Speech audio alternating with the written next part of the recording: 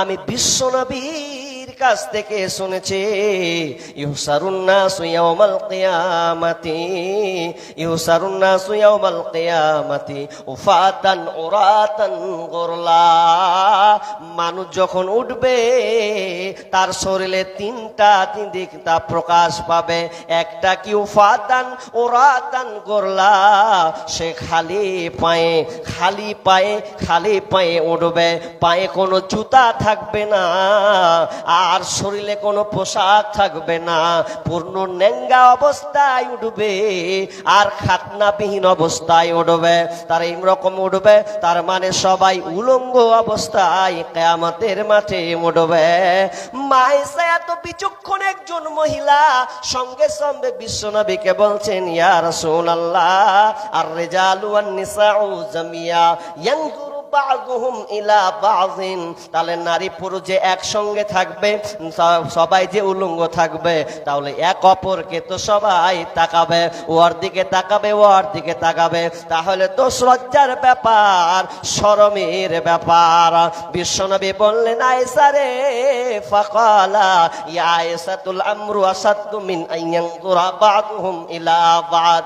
এ আয়েশা শুনলা, সেদিন কেমন একটা বিভীষিকাময় পরিস্থিতি দাঁড়িয়ে যাবে, কেউ কারো দিকে তাকাবে না, এমন একটা ভয়ানক পরিস্থিতি হবে, কারো দিকে দেখাবার কোনো চান্স থাকবে না, সুযোগও থাকবে না।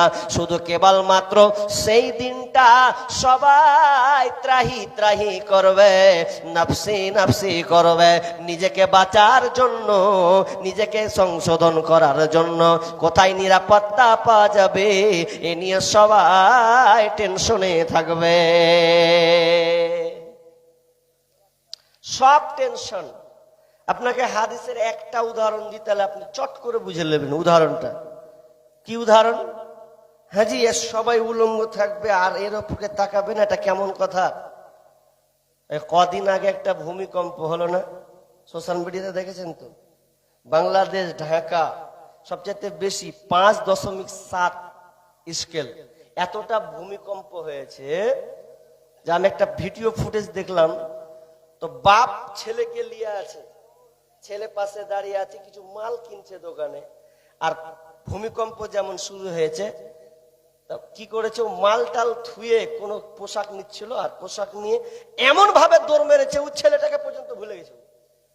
কোলের বাচ্চা, 5-7 বছরের বাচ্চা হবে, বাপ ছেলেটাকে থুয়ে বাইরে পালাতে লেগেছে। পরে তখন ছেলেটাকে খোঁজ নিচ্ছে, আমার ছেলে কোথায় গেল। মানে পরিস্থিতিটাই এমন হয়ে যাবে। তো এটা তো দুনিয়ার আপনাকে এক্সাম্পল দিলাম। সেদিন কেউ কারো দিকে তাকাবার দুঃসাহস থাকবে না, ওই কমন সেন্স তার কারো কাজ করবে না। যেমন মনে করলেন আপনি নতুন বিবাহ করেছেন, বিবাহ করার পর আপনি স্বামী স্ত্রী আলাপ আলোচনা করেছেন, করতে করতে বিবি আপনি সুন্দরী পেয়েছেন, বিবি এখন বলছে বিবি আমার, বিবি বলছেন স্বামী আমার, আমার মনের খুব ইচ্ছা তামান্না আছে, আমি বিয়ে করলে আমার স্বামীর সঙ্গে আমি বাইরে বেড়াতে যাব। কোথায় যাবে? তো মুর্শিদাবাদ হাজার দুয়ারি দেখতে যাব, এটা আমার দেখার খুব ইচ্ছা আছে। তাহলে আপনি বিবিকে এতটা ভালোবাসেন, মা আবদার পূরণ করি আর না করে, কিন্তু বিবির আবদার পূরণ আমরা সবাই করে, কারণ বিবি হয়েছে আপনার সঙ্গে। বিবির যদি মন খারাপ হয় তো আপনারও মন খারাপ। আমার বিবি কেমন হয়েছে না, মন খারাপ করে না? গজলের ছন্দে বলি তাহলে ভালো হবে। মিষ্টি বউ আমার, কেন দেখি মন খারাপ তোমার, মিষ্টি বউ আমার, কেন দেখি মন খারাপ তোমার, আমি বাড়ি প্রবেশ কালে কেন তোমার মুখটি ভার, মিষ্টি বউ আমার, কেন দেখি মন খারাপ তোমার, আজ বাড়িতে কি হয়েছে মা নাকি কিছু বলেছে, আজ বাড়িতে কি হয়েছে মা নাকি কিছু বলেছে, জলদি করে বলো আমায়, সহে না যে দেরি আর, কেন দেখি মন খারাপ তোমার, মিষ্টি বউ আমার, কেন দেখি মন খারাপ তোমার। আমি তোমায় করতে খুশি, দিতে পারি গলায় রশি। আমি তোমায় করতে খুশি, দিতে পারি গলায় রশি। আস্থা না থাকিলে তুমি, ভরসা না থাকিলে তোমার, ট্রাই করে দেখো একবার, কেন দেখি মন খারাপ তোমার। মিষ্টি বউ আমার, কেন দেখি মন খারাপ তোমার। তাহলে এইভাবে করতে করতে বিবিকে আপনি এতটা ভালোবাসেন, মহাব্বতের প্রতীক আপনার ভালোবাসার সঙ্গে। এখন বিবি আপনাকে আবদার করেছে, স্বামী আমার, আমি আপনার সঙ্গে যাব ঘুরতে। কোথায়? তো যাব হাজার দুয়ারে। স্বামী পয়সাওয়ালা মানুষ, ঠিক আছে বিবি আমি তোমাকে নিয়ে যাব। গাড়ি একখানটা রেডি হলো, বাড়ির গাড়িকে বের করে দেওয়া হলো। ড্রাইভার সহ দুইজনে যেন বেরিয়ে গেছে। এমন সময় হাই রোডে উঠে গেল। হাই রোডে উঠে চলে গেল আপনার কিনা মালদা পর্যন্ত গেল। মালদা পর্যন্ত যেতে যেতে যেতে আর মুর্শিদাবাদ যেন সে ঢুকবে, ফারাক্কা ঢুকে গেল। ঢোকার পর এবার দুইজনে কিন্তু স্বামী স্ত্রী কিন্তু আলাপ আলোচনা চলছে। বিবি মধুর ভালোবাসা সম্পর্কে মানে ভেতরে গহীনে চলে গেছে। স্বামীও যেন মন দিয়ে শুনছে। এত দুজনে মাতোয়ারা হয়ে গেছে, প্রেম সাগরে দুজনে যেন ডুবে গেছে। কারণ স্বামী স্ত্রী ছাড়া তো আর গাড়িতে কেউ নাই। দুজনে আলাপ আলোচনা চলছে। বিবিও কাপড়টাকে সুন্দর করে গোছিয়ে যেন পড়েছে, দেখার মতন যেন চেহারা। এমন সময় বিবি যেন পোশাকটাকে আরো যেন খোলামেলা করছে। কারণ স্বামীর সামনে পোশাক খোলামেলা করলে কোনো গুনাহ নাই, বরঞ্চ আরো নেকি আছে। এই জন্য যেন সে নিজেকে এলোমেলো করে দিয়েছে। এমন সময় ড্রাইভার পেছন দিকে একটু মুখ ঘুরিয়ে বলছে, তোমাদের ভেদানি কমাও, অনেকক্ষণ ধরে তোমরা প্রেম সাগরে ডুবে গেছো, নতুন বিবাহ করেছে তাই। তবে শুনে লাও, কাটিহার থেকে গাড়ি ছেড়েছি, কিন্তু গাড়ি 120-তে চলছে, ব্রেক কিন্তু ধরে না। যদি এই কথা বলে দেয়, বলেন তো ওরা দুজনের গল্প করবে? ব্রেক ধরে না। বিবি বলছে বাদ দাও না জি, যা হয়েছে হোক গা। মধুর গল্প তো দুজনের মধ্যে চলছে।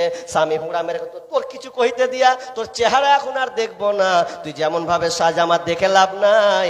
ড্রাইভার বলে দিয়েছে ব্রেক ফেল, তার মানে সামনে কোথাও টাম্পারে যেয়ে ঢুকাবে, নাই খালে পড়বো না হয় বিলে পড়বো। স্বামীর কথাও লিবে না, মধুর কথা কোনো বাজবে না।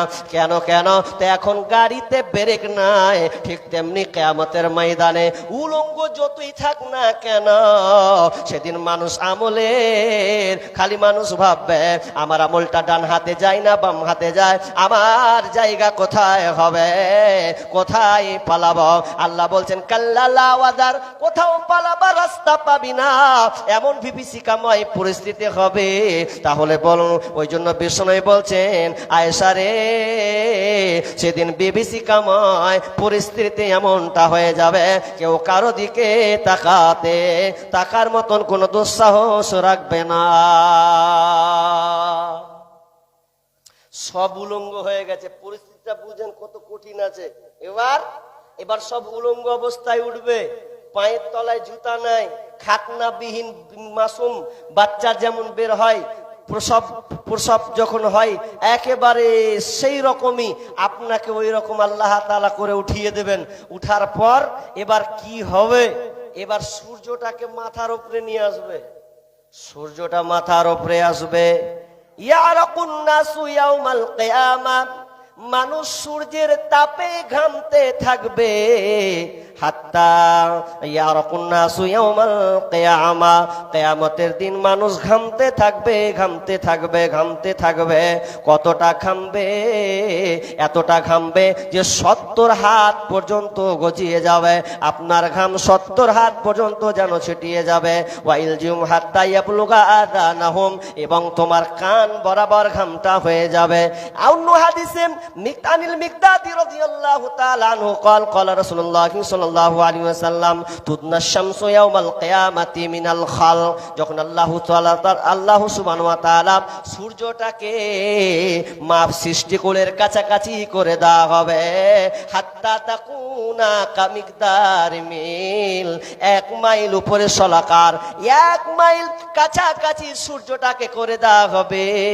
বিজ্ঞানীরা বলছেন এই সূর্য সূর্যটা পৃথিবী থেকে 9,13,9,30,00,000 মাইল দূর থেকে সূর্যের আলো দেয়। বিজ্ঞানীরা বলছেন পৃথিবী থেকে সূর্যটা 9,30,00,000 মাইল থেকে সূর্যের আলো দেয়। এতটা মাইল দূর থেকে দেয়, কিন্তু কিয়ামতের দিন সূর্যটাকে মাথার কাছাকাছি করে দেওয়া হবে, নিকটবর্তী করে দেওয়া হবে। শুধু তাই নয়, বিজ্ঞানীরা বলছেন সূর্যের তাপমাত্রা হলো 1,40,00,000 ডিগ্রি সেলসিয়াস। এটা হচ্ছে তাপমাত্রা। সূর্যের তাপমাত্রা 1,40,00,000 ডিগ্রি সেলসিয়াস। এতটা তাপমাত্রা হওয়ার পর আমরা কোথায় যেন সূর্যটা আছেন 9,30,00,000 মাইল দূর থেকে আমরা সূর্যের আলো গ্রহণ করে এরপরে 47 ইউনিট 47, 48 এত পরিমাণ যদি তাপমাত্রা আসা হয়, তবু আমাদের যেন সহ্য হয় না। গরম হলে এসি লাগিয়ে আরাম করার জন্য এসিকে লাগায় টাকা দিয়ে, ফ্যান লাগায়, শুধু লাইন পালিয়ে গেলে ফ্যান নয়, ইনভার্টার ব্যবহার পর্যন্ত করে, যাতে গরমে থাকা যায় না। যার বাড়িতে কোনো কারেন্ট নাই, কারেন্ট না থাকলে সে গাছের ছায়ায়, গাছের তলায় গিয়ে পাখাটা দিয়ে একটু সান্ত্বনা নেয়। গরমে সহ্য করা যায় না। আপনার পরনে একটা গামছা আছে, ঘাম আপনার প্রচুর ঝরছে, আপনি টেকতে পারেন না, থাকতে পারেন না। এই জন্য আপনি কি করছেন, গামছা দিয়ে যেন বার মুছছেন। কিন্তু বিষ্ণু বলছেন না, যখন মাথার উপরে সূর্য আসবে, মাথা টকবক করে ভাতের হাঁড়ির যেন উতলায়, যেমন উতলাতে থাকে, ওই রকম মগজটা টকবক করে যেন ফুটতে থাকবে। মগজগুলো যেন গলে পড়বে, মানুষ এতটা ঘামতে থাকবে। বিশ্বনবী বলছেন আমল অনুযায়ী মানুষ যেন ঘামতে থাকবে, আমল অনুযায়ী মানুষ ঘামতে থাকবে। শুধু তাই নয়, কেউ ঘামবে হাঁটু পর্যন্ত, কেউ ঘামবে টাকনু পর্যন্ত, কেউ ঘামবে কোমর পর্যন্ত, আবার কারো ঘাম লাগাম পর্যন্ত হয়ে যাবে, কান পর্যন্ত হয়ে যাবে। বাঁচার কোনো রাস্তা থাকবে না, কোনো স্থান নেই যে আপনি বাঁচবেন, কোনো বাঁচার রাস্তা নেই। তবে একটি স্থান আছে, যে স্থানটা কেবলমাত্র 7 শ্রেণীর লোক এই স্থানটা পাবে। 7 শ্রেণীর লোক বলবো? জি বলবো। এই 7 শ্রেণীর লোক ছাড়া আর কেউ আরশের নিচে ছায়া পাবে না। এরাই কেবলমাত্র পাবে। কারা পাবে এটা আমি সংক্ষিপ্ত কিছু আলোচনা করছি, যদিও পাবো না, 2 ঘন্টার আমার আলোচনা আছে। এজন্য আপনাকে বলতে চাচ্ছি যে আরশের নিচে ছায়া ছাড়া, আর দ্বিতীয় এক কথায় আল্লাহর রহমতের ছায়া ছাড়া দ্বিতীয় আর কোনো ছায়া থাকবে না। সব শেষ হয়ে যাবে। কারা আরশের নিচে ছায়া পাবে?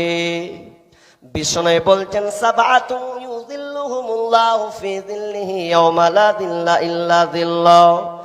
7 শ্রেণীর মানুষ আরশের নিচে ছায়া পাবে, দ্বিতীয় আর কেউ ছায়া পাবে না। আরশের নিচে জায়গা যদি পেতে চাও, 7 শ্রেণীর মধ্যে তুমি গণ্য হও। আরশের নিচে জায়গা যদি পেতে চাও, 7 শ্রেণীর মধ্যে তুমি গণ্য হও। শাসক যদি হয়ে থাকো, নেই পরায়ণ হও, ইবাদতের মধ্য দিয়ে যৌবন কাটাও। আরশের নিচে জায়গা যদি পেতে চাও, 7 শ্রেণীর মধ্যে তুমি গণ্য হও। 7 শ্রেণীর মানুষ আরশের নিচে ছায়া পাবে।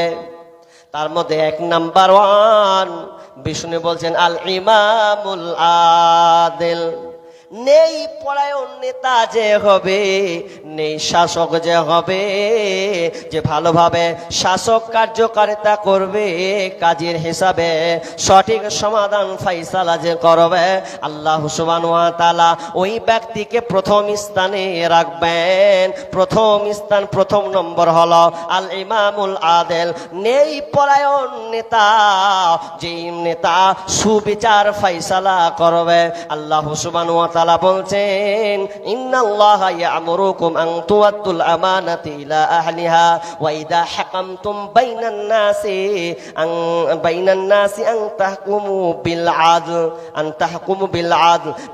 আল্লাহ সুবহানাহু ওয়া তাআলা বলছেন, যখন তোমরা বিচার ফাইসালা করবে, ওয়া ইযা হাকামতুম বাইনান নাস, যখন তোমরা বিচার ফাইসালা করবে, তখন তোমরা ন্যায়পরায়ণতার সাথে বিচার ফাইসালা করবে। সামনে গরিব পেয়েছো, গরিবকে খবরদার তুমি ঠকিয়ে দিও না।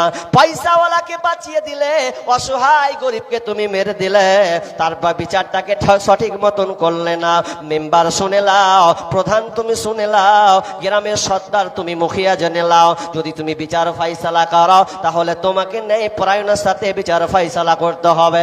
দেখতে হবে না কেটা গরিব, কোনটা বড় লোক, কোনটা কোটিপতি পয়সাওয়ালা, এটা দেখে তোমার করে যাও, তাহলে তোমার আরশের নিচে জায়গা হবে না। নেই পরায়ণ নেতা খুব খাতারনাক জিনিস। এ ভালো, আবার ভালোর জায়গায় সবচাইতে ক্ষতিকর কালো আছে। আপনি পদ পেয়েছেন, খুব ভালো, আরো ভালো, কিন্তু পদ যদি আপনি